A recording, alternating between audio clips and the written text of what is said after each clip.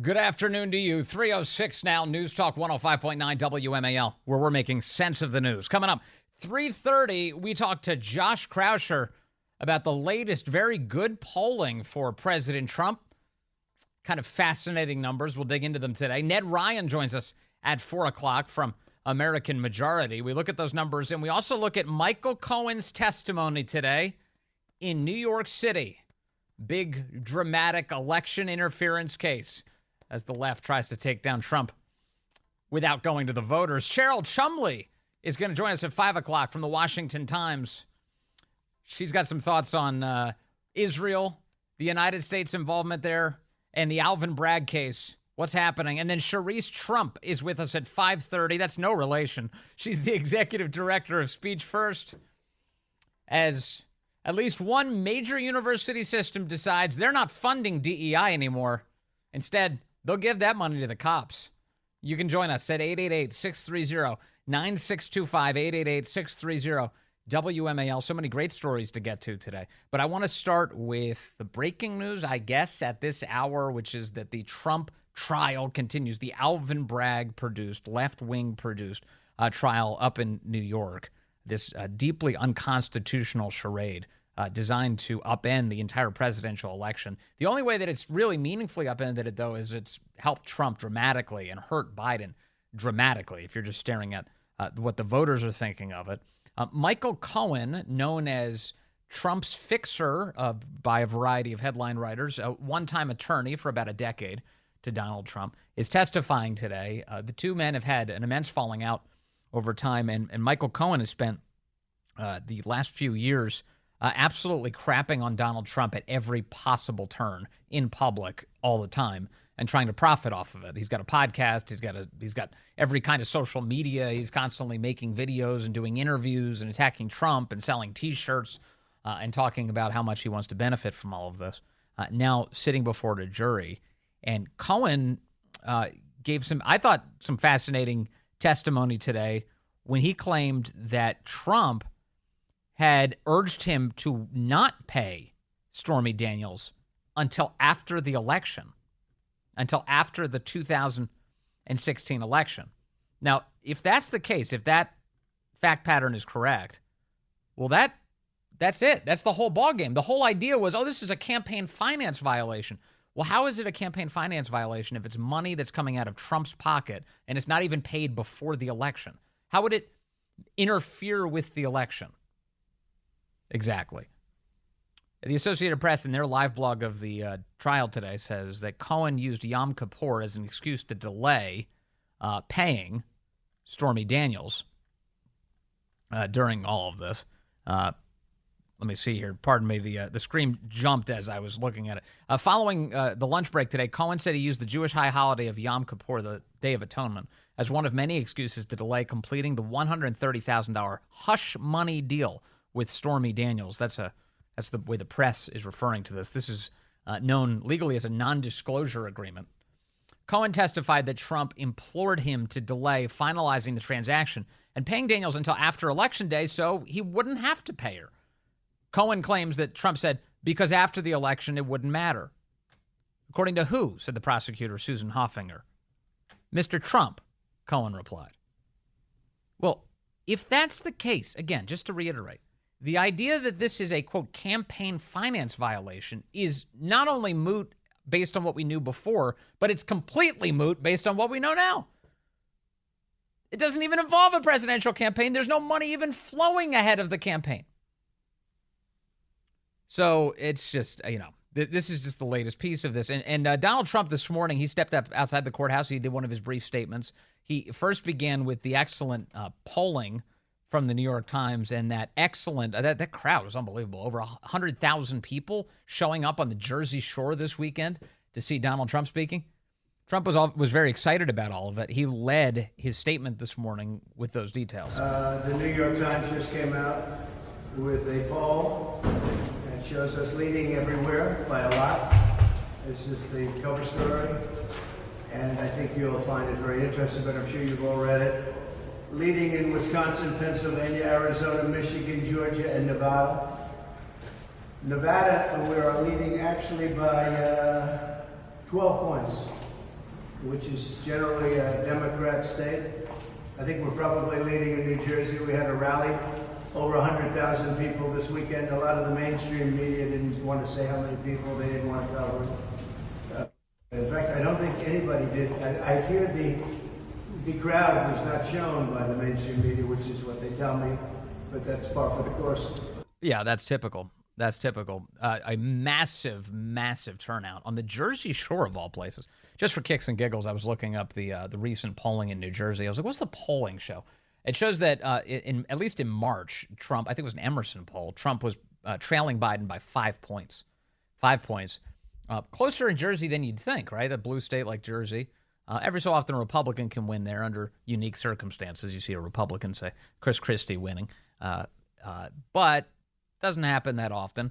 What was it? Tom Chittarelli came within 2 points there of Jack Chittarelli. Excuse me, Jack Chittarelli. Thank you. Corey and Ganamara, resident New Jersey expert, reminding me it was Jack Chittarelli who came within 2 points of Phil Murphy, the current governor there. So that was, it's possible. It can be done. But the Trump campaign is not in the business of targeting New Jersey right now, other than with massive six-figure rallies taking place on the Jersey Shore, just as a way to demonstrate his strength even in deep blue areas. There was also one survey out today on Virginia, in case you were wondering, showing that Biden is up by 1 point. The Trump campaign does think Virginia is in play. In fact, Donald Trump himself, the president, told us this when he came by the Vince Coglianese show recently. He said that they're making a big play for Virginia this year, and he wasn't lying because his campaign has been actively wargaming how to win Virginia. So at right now, they're trailing Biden by 1 point in the Commonwealth, according to a poll just released today. So that's kind of fascinating. We'll get back to the poll numbers, though. Here is President Trump talking about what's going on with the trial in New York and quoting some of the many experts who say that he's getting a raw deal here. A couple of quotes that just came out. Fareed Zakaria, no friend of mine. The Trump trial is politically motivated. I doubt the New York indictment would have been brought against a defendant whose name was not Donald Trump. Mark Levin, great guy, brilliant man. Brilliant. Our judicial system has blown up. It's broken. Andrew McCarthy. Trump should be acquitted in Manhattan, wholly independent of the plethora of constitutional infirmities in the prosecution. It should be thrown out for the most basic of reasons. Bragg cannot prove his case. Yeah, Andrew McCarthy has a great piece this weekend in National Review saying that, indeed, Trump should be acquitted here. Prosecutors can't even prove the case that they're presenting. Neither the case the grand jury actually charged, 34 counts of felony business records falsification, nor the case that elected progressive Democratic District Attorney Alvin Bragg has imagined into existence. An uncharged conspiracy to steal the 2016 election by suppressing politically damaging information in violation of federal campaign finance law.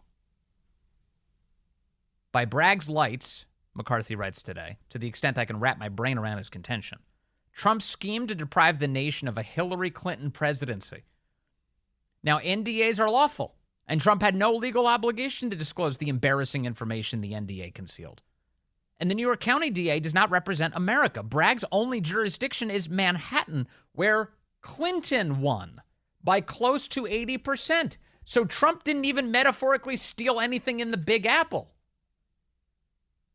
But put all that aside, the simple legal fact is that a deceptive scheme to acquire the sort of Gnostic intangible property, quote unquote, at stake in, quote, election theft is not the intent to defraud that New York penal law even contemplates.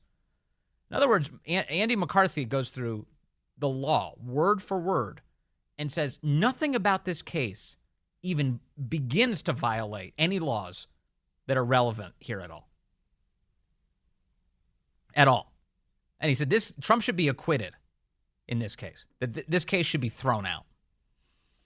And he is right about that. Donald Trump quoting Andy McCarthy's assessment this weekend favorably. I have no evidence.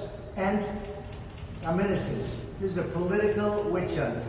and nobody's ever seen anything like it. And I tell you what, the appellate division on the judges should step in, because what this judge is getting away with is disgraceful, including the fact that we have thousands of people, we had 100,000 people in New Jersey.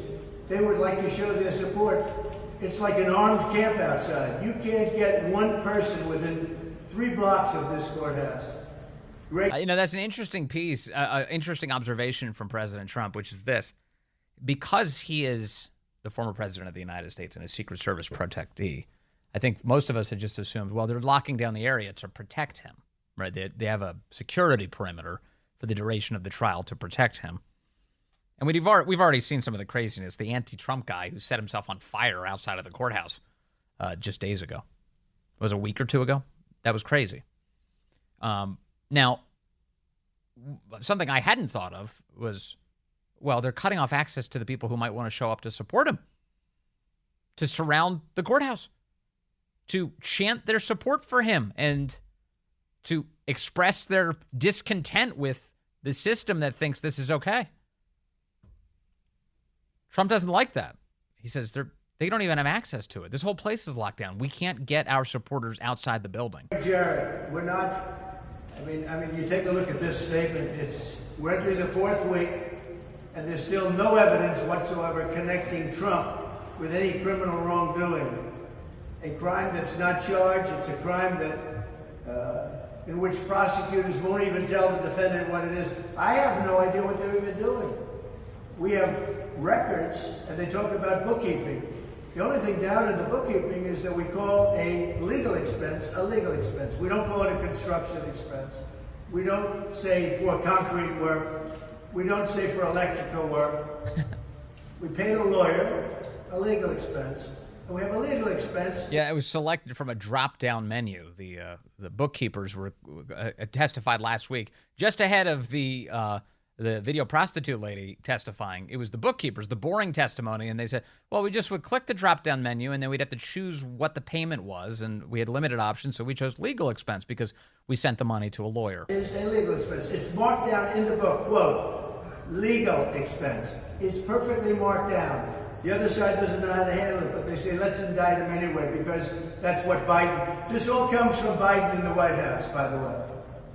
And they have their top people here. Because when he can't put 2 sentences together, he's the worst president in the history of our country. Can't speak, can't walk off a helicopter, can't walk off a plane, can't walk off a stage. And the only way they think they can win is if they can do something with Trump. Because we have an incompetent, the worst president in the history of the United States of America. Jonathan Turley, after Bragg closes the prosecution's case, the defense will make a standard motion for dismissal. Mershon, who is so corrupt and so conflicted, like no judge has ever been, and the press doesn't want to write about it, but you know exactly what we're saying. Mershon should grant that motion for dismissal. There's been no showing of a crime. They failed to protect the rights of the defendant from a baseless, politically motivated prosecution. That's Jonathan Turley. All very talented legal experts. But the big thing today seems to be the Times. I'm sure the Times is thrilled. I respect them for at least letting it come out. And there it is. It's Trump leading by a lot. Yeah, there he is staring at the big poll numbers for him today. I'm going to dig a little deeper into those poll numbers. The numbers are very good for him in all of these swing states and only growing. His advantages there. I do think that there is some trouble within. Trump does well, but Republicans broadly, not as much. So it's worth exploring why. Why is that? That's an important piece of this poll. I don't want anybody to miss that today. So we'll get to it coming up. Right now, let's go to the phones. I've got Dave calling in from Silver Spring, line 1. Dave, you're on the Vince Coglianese Show. Hello, sir. Hey, Vince. That opinion piece you read by Andy McCarthy is starting to make Alvin Bragg sound like one of those dreaded election deniers. Yeah. Yeah, isn't that the case? I mean, that is, I'm glad you just said that, and I'll let you get to your point, but that is interesting. The whole idea is like, Bragg is claiming Trump stole the 2016 election. That's the entirety of this case. Yep. What I called about is these NDAs. It seems like a lot of this squabble is over how this should be properly classified. Seems to me it should be a simple thing to get 100 accountants together in a room and say, hey, how would you guys classify this? And if Trump misclassified it, then reclassify it, refile the tax returns, and it should be over. This is silly. Well, it's also not even a matter of taxation because he didn't stiff anybody. He didn't steal any money. He didn't improperly classify an expense in such a way that it would have changed his tax burden. Nobody's even alleging anything related to his taxes. It's merely that they're sort of vaguely alluding to the fact that he may have been trying to commit a campaign finance violation. The federal government didn't even take that seriously. They looked at it and said, no, that there's no reason to charge him or even go after him for that. Dave, so it's ludicrous. They're arguing about it just to make it seem like it's scandalous. And if it didn't involve Stormy Daniels, let's say it was someone who claimed that he told a lie about something, and so Trump paid the guy off just to be quiet because he couldn't prove it one way or the other, they wouldn't even be talking about this now. Right? It's because of the sex. Well, these Democrats are obsessed with sex, peeing in bed, Russian hookers. It doesn't matter. They're like a bunch of high school children obsessed with sex. Moths to the flame, no question. That's a big piece of this. Thank you, Dave. Yeah, that's a smart point. Hey, one other thing here from Michael Cohen's testimony today that's worth emphasizing, I think, insofar as what we're aware of. Cohen also acknowledged that, there's, this whole idea like catch and kill. They would give money to people to not tell stories in public. Includes things that they were completely false. They had a doorman at one of Trump's buildings allege that Trump had fathered a child out of wedlock. It was a fake, made-up story. They gave him money anyway to keep his mouth shut. Please don't go in public and start saying this. I guess they assumed that, look, he worked at the Trump Tower. That's easily provable. People would start to believe that he had some sort of inside track and real information. Oh, is there an out-of-wedlock kid? And they gave him money anyway. Because they didn't want the headache. It sounds like that guy extorted Trump, actually. But that's the way things were handled. So Cohen says this today in court, saying, yeah, of course we would pay people who were making stories up. So what are we to conclude about Stormy Daniels? Coming up, Josh Kraushaar will be with us. We'll talk about that polling data that you heard President Trump just referring to. What does it mean for November? We'll dive in. Hey, good afternoon to you. It is 3:35 here, News Talk 105.9 WMAL. We're making sense of the news. Coming up, Ned Ryan talks to us at 4 o'clock. We'll dive into the details of Donald Trump's ongoing persecution in New York at the hands of that Alvin Bragg run operation. We got Cheryl Chumley joining us at 5 o'clock today as Biden abandons Israel right when they're about to beat up Hamas and finish them off. And then Charisse Trump is here, who is the executive director of Speech First and no relation to the former president of the United States. We talked to her about the universities that have decided to scrap DEI. Is something good happening? We'll explore it. You can join us, 888-630-9625, 888-630-WMAL. I was playing audio for you a moment ago of President Trump's joy at a New York Times survey out this morning showing him dominating Joe Biden in so many key swing state contests. In fact, this morning, the headline on the Times was Trump leads in 5 key states as young and non-white voters express discontent with Biden. Joining us now to dive into what this all means is Josh Kraushaar. He's editor-in-chief of Jewish Insider, a longtime political reporter. He joins us on the phone. Josh, good to talk to you, sir. Hey, Vince. Great to be back with you. So another good survey for President Trump in the swing states. This seems to be the direction the trend is going, don't you think? Well, there really is no trend at all. Trump has had the lead, Vince, almost for months and months and months. We haven't seen a really significant critical mass of polls showing Biden ahead for quite some time. And this series of New York Times polls really does a deep dive into the big battleground states and has really some eye-popping numbers, from Biden trailing by double digits in Nevada. The last time a Republican won the state of Nevada in a presidential election, we have to go back to 2004. He's up by nearly double digits in Georgia, Arizona lead. I think it's really coming down to, when you look at all the data, that's coming down to those three Midwestern states or Rust Belt states where Biden is down, or I think he's up by a couple in Wisconsin and then losing in Pennsylvania and Michigan. And it's really going to come down to whether Biden can run the table in those Midwestern blue-collar states where he's trailing but still is in the game, whereas a lot of the other battleground states, it's a lot of trouble. Trump is dominating, really, in all the other battlegrounds. The Trump campaign, according to its pollster, Tony Fabrizio, reported by Mark Caputo this past week, says that Michigan, Pennsylvania, and Wisconsin are the only true toss-ups right now. Do you think that's right? Yeah. I mean, look, when you do the map, I think Nevada is a weird state. I don't think, based on my conversations with the campaigns, that Biden is down by that much in Nevada, but I think Nevada is moving in the Republicans' direction. But I think if you do the math, if you go out and put up a map and look at the Electoral College, I think you have to push Arizona and Georgia into the Republican direction. These are states that were traditionally Republican for quite some time. Biden, big upset in both in 2020. But a lot of the Republicans are coming home. They're dissatisfied with Joe Biden. And one thing that the New York Times polls found, and I think it's consistent with other data we've seen, is that Trump is making some pretty notable inroads with Hispanic voters in Arizona, with Nevada as well, where there's a large Hispanic constituency. And he's making inroads with African-American voters in Georgia. Not huge gains, but enough to really move the needle politically in those Sun Belt states, southern states. So I think when you look at the math and you look at the data, I mean, again, it's coming down to the three Midwestern states. And if Biden can win Michigan, Pennsylvania, and Wisconsin, and the New York Times poll did show him winning Wisconsin in their survey, if he can run the table in those three states, then he can get there's a path to 270 for him to win the election. But it's looking like Arizona's out of reach. It's looking like Georgia's becoming really, really tough for Biden. And that means that essentially the White House might have to run an inside straight in three states that are still pretty tough for the president. So I was digging through the crosstabs this morning, like so many people in politics do, to see what we could suss out.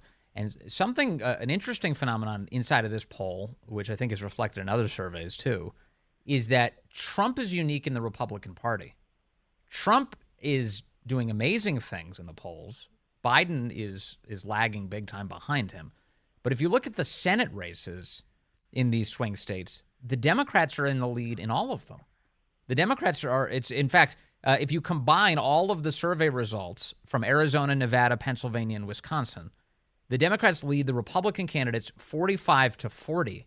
Why is that, Josh Kraushaar? Well, let me give you the sort of kind of in the numbers answer, which is that I don't know if the numbers are that good for Democrats. When you're all those races except for Arizona, you have a sitting Democratic senator who everyone knows, Bob Casey in Pennsylvania, Tammy Baldwin in Wisconsin. Arizona is the only state where you have an open contest. And if you're an incumbent senator and people know who you are, and you're not at 50%, that's usually a sign that at the very least this is going to be a very competitive race. The challengers in all those contests are not well known. When you look at the data, the incumbents are very well known. So, look, I look at a number like with Nevada is a good example with Senator Jackie Rosen. If you believe the numbers in the New York Times poll, she's winning 40 to 38%. Well, if I'm looking at those numbers and I'm Jackie Rosen's campaign, being a well-known senator and only getting 40% of the vote is a big red flag. And it's not. And I actually compare the Democratic senators' numbers with Joe Biden's numbers, and they're not all that different, frankly. Maybe a little bit higher overall, but it's really a result of the challengers just not running campaigns yet, and no one knows who they are in many cases. So I don't agree that the down ballot looks bad for Republicans. I think it's pretty consistent with what would be a good Republican night if Trump wins the election and he wins those states where he's leading. I think he will have coattails and probably bring some of those Republican Senate candidates on board. I will say Arizona, the numbers, when you have an open race and actually people know who Carrie Lake is more than they know who the Democrat running in that Senate race is. And Carrie Lake, if you talk to Republicans in Washington, they're very worried about Carrie Lake and her low favorability numbers. So I think the one state where Republicans do have a down ballot problem is that Arizona Senate race, and I think that's a state that they're going to worry about. It's kind of interesting. Oh, well, that's a good explanation. Because I'm looking at these numbers and I'm thinking, man, how is that possible? You got these Republicans trailing these Democrats all over the place, and the answer that I'm sitting with is, well, in some sense, the right has successfully defined Biden. They've looked at Biden's presidency. They've looked at the chaos around us, and they've said that's his fault. Trump stands up there before and after the trial each day and says this is a Biden operation. And I think a lot of Americans have taken that message and gone, yeah, Biden needs to be held accountable for all of this. But I wonder to what extent the Democrat Party broadly owns responsibility for kind of the negative feelings that people have about the state of the country. That's right, Vince. I mean, these days there's not many candidates. Joe Manchin, when he was running, he's not running for re-election, but he's one of the few people who could actually run ahead of the ticket. You don't have many senators or any lawmakers for that matter who can really run ahead of where Biden is. And Biden's brand is bringing down a whole lot of Democrats. If you look at the data, I mean, I look at that data. I draw, look, I think some Democrats are in better shape than other Democrats, but I look at those folks under 50%, and they're being dragged down by the top of the ticket. So, I do think if you're, Bob Casey's got a big name in Pennsylvania. Maybe he can run a couple points ahead of Biden in that state. Maybe, you have a similar dynamic in a few other. Tammy Baldwin seems to be doing pretty well in Wisconsin. But I do think it's much more likely that when those campaigns begin and you have these Republican challengers tagging Democrats as part of the Biden agenda, talking about issues that are into the economy, immigration, the Middle East, and the divisions within the party over support of Israel. I mean, those are issues that you're going to have these lawmakers get into the same problems as Biden is dealing with right now. Yeah. So I don't think you're going to see a huge disconnect if Trump wins by a few points. I think he's going to bring in a lot of Republican senators with him to office. I don't know your thought on this, so I'll ask you. But do you envision a scenario where Joe Biden steps down as the party's nominee ahead of Election Day? I don't at this point. I mean, that would be a recipe for chaos, and it's hard to see a successful party having to switch up their nominee at this late stage. That said, I mean, we've talked about this a lot, Vince, in the past, but at 81 years old, there's always risk of a health concern that could come up. Hopefully not, but right. I think that is a real possibility when you're at that age and you're dealing with a lot of age-related concerns in that sense. Right. Yeah. Because I just again, you look at these numbers and you got to believe the Democrats start seeing the writing on the wall and they think, okay, we've got a couple months to go. What can we do? One of the answers would be to replace the nominee and to try and convince the voters in their party that it was a legitimate exercise of power to say we just need somebody else. And health concerns, man, you could cook pretextual health concerns up in a second. And of course, he's got all sorts of health concerns to begin with.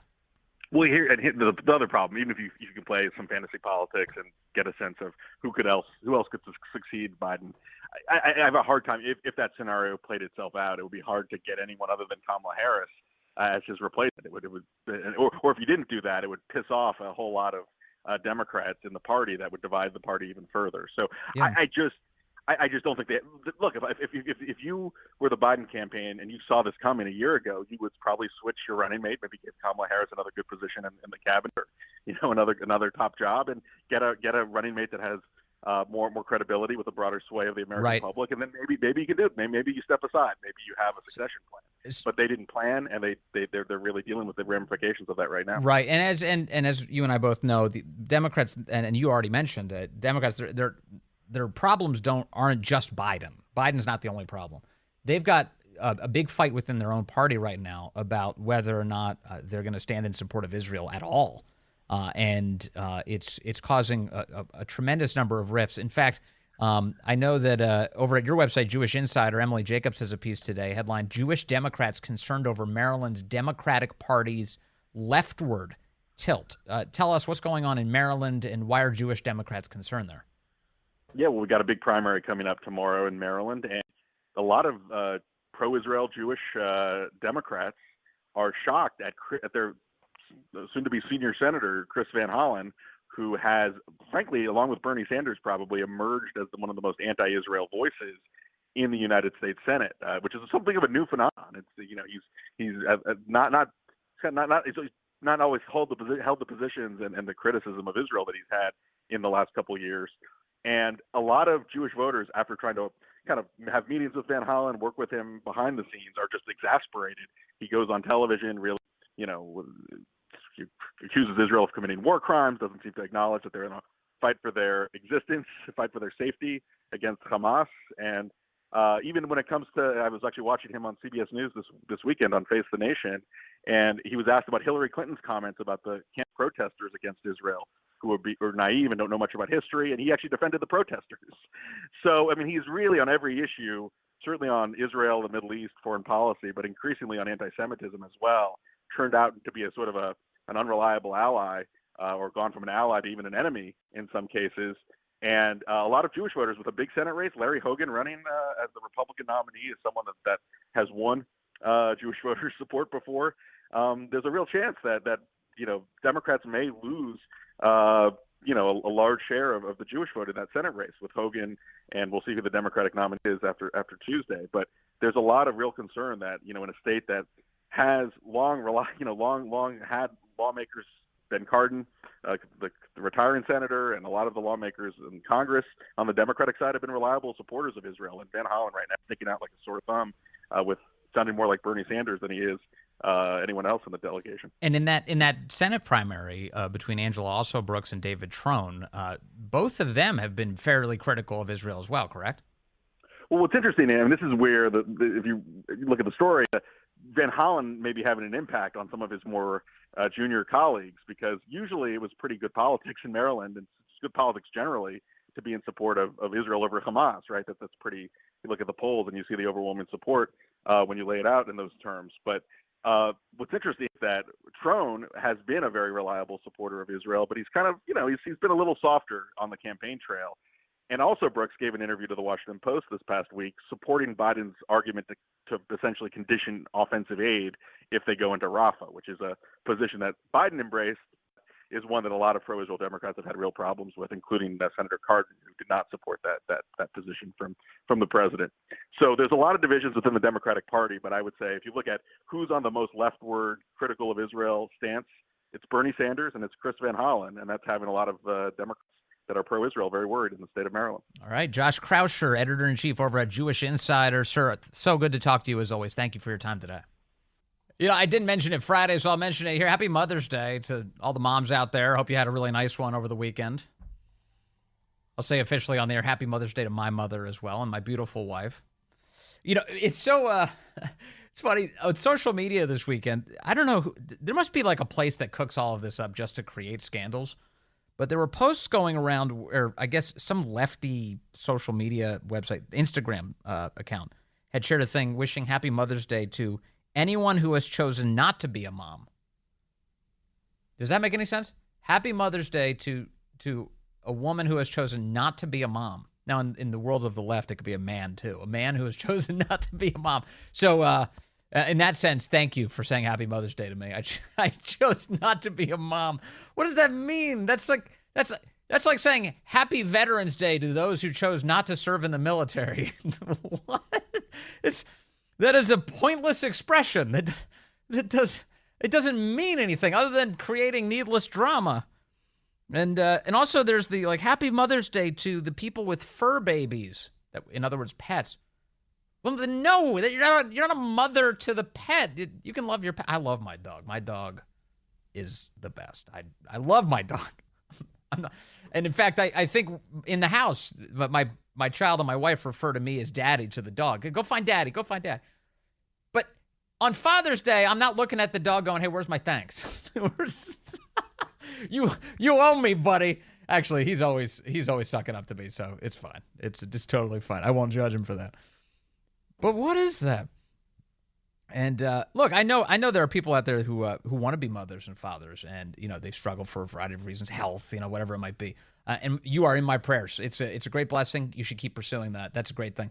But I know for women, especially on Mother's Day, they get if it's like they're very sensitive about who's a mom and who's not, just to make sure everybody's treated nicely. And they're so sweet. Women are sweet.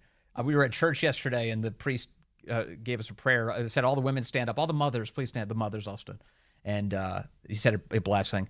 And at the end of church, we were saying goodbye to everybody. And a woman says to my wife, Happy Mother's Day. And my wife sort of reflexively responds, you too. And then she walked away and she was like, I don't know. Did she stand up? She asked me. Did she stand up during the mother's blessing? I said, yeah, she did. She's like, oh, thank goodness. I said Happy Mother's Day to her. Because again, women are so sweet about it. But this idea that, what is this? Happy Mother's Day to those who chose not to be moms. It's not a thing. Stop trying to make it a thing. You ridiculous people. Coming up, Ned Ryan will be with us. We'll talk to him about the left's ongoing election interference today in the form of a courtroom persecution of Donald Trump. Ned reacts to that and gives us the big picture heading into the election. Stay with us.